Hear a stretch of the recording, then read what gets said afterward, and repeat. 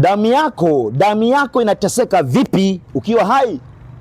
Umepachika mwanamke mimba, umeacha mtoto anateseka, umeacha mama anahangaika na mtoto, na ni damu yako. Kazi yako ni kupiga sherehe, kupiga raha. Mwanaume mjanja, mwanaume mwerevu hafai kuacha damu yake iteseke. Mwanamke mjanja, mwanamke ambaye ana busara hafai kuacha mtoto wake ateseke.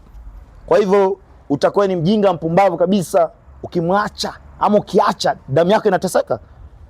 Hakisha kwamba kama una mtoto nje ya ndoa, anakaa vizuri, anaishi vizuri, anavaa vizuri, elimu yake ni bora sana. Utakuwa ni mjinga mpumbavu kabisa unaacha damu yako inateseka. Nataka nikwambie kweli, wewe ni mjinga mpumbavu kabisa.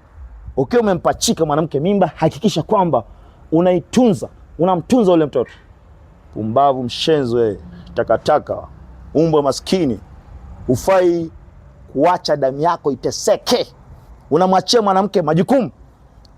Ulimdanganya, ukalala naye, ukafanya mambo yote ya dunia. Mwanamke akapata mimba. Baada ya hapo, umemwacha hivyo anateseka peke yake. Hakisha kwamba unajukumika kama mwanaume, na Mwenyezi Mungu atafungulia njia. Shetani pumbavu, kata hii video malipie.